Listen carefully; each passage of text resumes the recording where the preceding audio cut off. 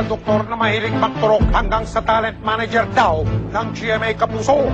Lahat sila mga taong peke ang katawan, lakas ng loob at kapal ng muka ang tanging puhunan.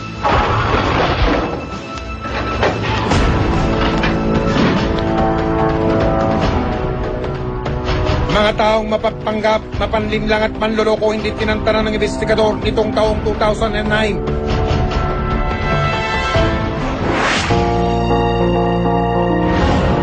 Sa isang kondominium sa Maynila, inireklamo ang doktor na mahilig daw magturok.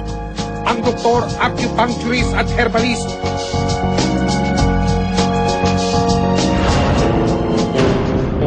Dinarayo raw ng mga pasyente. Araw-araw maraming pasyente. Meron naka-wheelchair, meron iba nakasaklay pa. Pinakamababa po ma'am sa isang araw po is 20. Talaga nga bang magaling?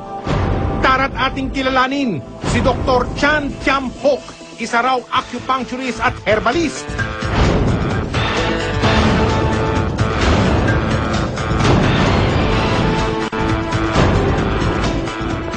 Para makumpirma, binisita namin ng doktor. Tumambad sa amin ang mga illegal niyang ginagawa. Ang isang ito, natsyempuan naming nililinisan ng bulak ang braso at tinuturukan. Aray ko po! Sa talaan ng Professional Regulatory Commission o PRC, negatibo si Doc sa hanay ng mga rehistradong doktor.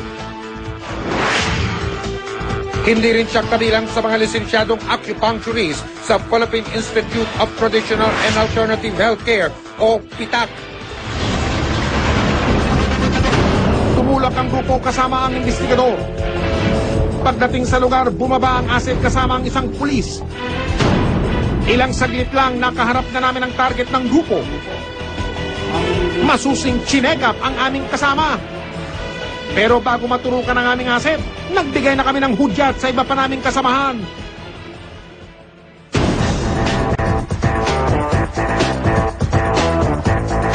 Good afternoon po. We are from the Manila City Hall. We came here for some verification. Wala pa kasi ano ka waka noon. May complaint. May complaint. May complaint. Karapatan niya tumawag ng abogado para tulungan kayo. Nabawi ang marked money sa lamesa ni Doc. Kung tayo ay in the practice of our profession, tayo po ay sumisingil ng bayad, kinakailangan may business permit as medical clinic. Sa talaan ng business permit, walang lisensya ang klinika. Ang huling na issue namin na permit yan is way back 2004 to operate the business of retail, general merchandise and importer, not as medical clinic. Inusisa rin ang mga gamot na ibinebenta. Sa ubo yan eh. Ito, malaki sa ba ito? Tignan natin kung may BIPAD registration. Chinese eh. Chinese. Baka mawala siya ito. No, meron siyang expiry, may date of manufacture, pero walang BIPAD registration number. Ano pong ginagawa niyo? Ano pong sakit niyo? Ha? Lipoma. Bakit hindi sa doktor? Ano po? Dito po yung kanila. Magkano sinisinan sa inyo? Habang kinukumpiska ang mga gamit, Lakas kayo! Anong lakas kayo? Ikaw mo lumabas! Balik mo na ito sa presido. Kung nakuloko ko ha, polis ako. Ikaw ha, sumusobra ka na. Dali sa presido. Sityo ito. Pupusasan kita. Sandali. Pasensya ka na. Huwag mo ako sisigawan ha. Saan mo yung anak mo?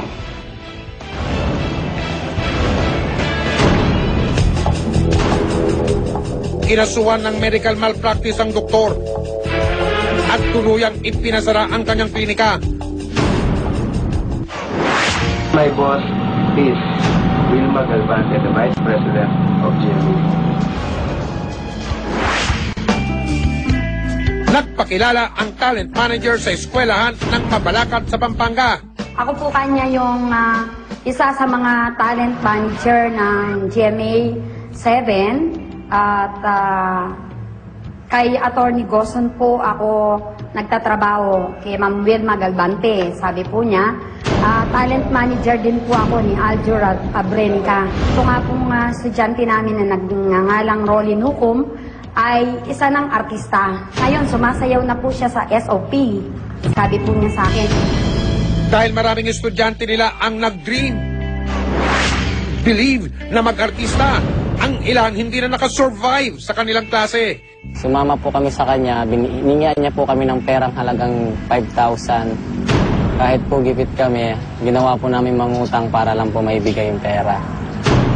Isa ang 15 taong gulang na tatawagin nating Andrew, ang biktima. Sinama po ako sa hotel. Tapos po, ginawa po sa akin na pinahubad po ako. At pinatanggal po yung damit ko, tsaka po yung short ko. Pag di po daw ginawa yung gusto niya, tatanggalin po daw ako sa grupo.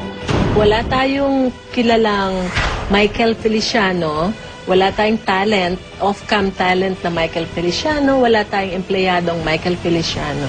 Wala tayong hinahanap o nag-audition tayo, spot auditions for dancers or talents for our variety shows. Para naman sa Starstruck, nag-announce tayo ng audition process for Starstruck.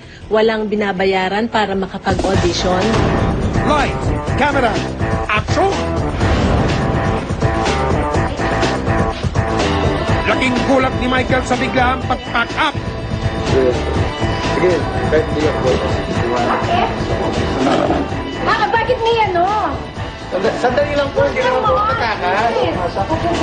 Siyempre, hindi naman po makakalis na walang kasama. O, sasama natin si Mami. Nakuha rin sa kanya ang marked money na gagamiting ebidensya. Although hindi niya tahasang inaamin na na siya nambibiktima ng loloko, pero yung pagkakahuli sa kanya at saka yung mga sa dami ng mga nagrereklamo, ito indikasyon na talaga na siya nanloloko. Sandali lang nga po. Walang problema. Oo nga po, sandali lang, sir. Hindi pa yung kotse mo? Pwede ang kotse mo? Sige, sama. Ganyan na lang kayo, okay? Sama lang. Sa presinto, humarap siya sa kabilang kaso. Pinailan natin siya ng estafa at saka Child Abuse Law, yung Republic Act 7610. Ang nakikita namin maging parusa sa kanya ay makukulong siya na hanggang 6 na taon. Nasabing na victim ako po. Sige, sabihin niyo, ako masama po, pinakamasama na po. Pero humingi ako ng sorry sa inyo, sana patawad niyo po. Mapagpanggap, peke at guwad na pagkatao, hindi uubra sa aming kamera dahil ang investigador, timbog ang anumang uri naman loloko. Hanggat may namalya, hanggat may napi, patuloy tayong aaksyon. Salamat po sa inyong pakikipagtulungan sa investigador.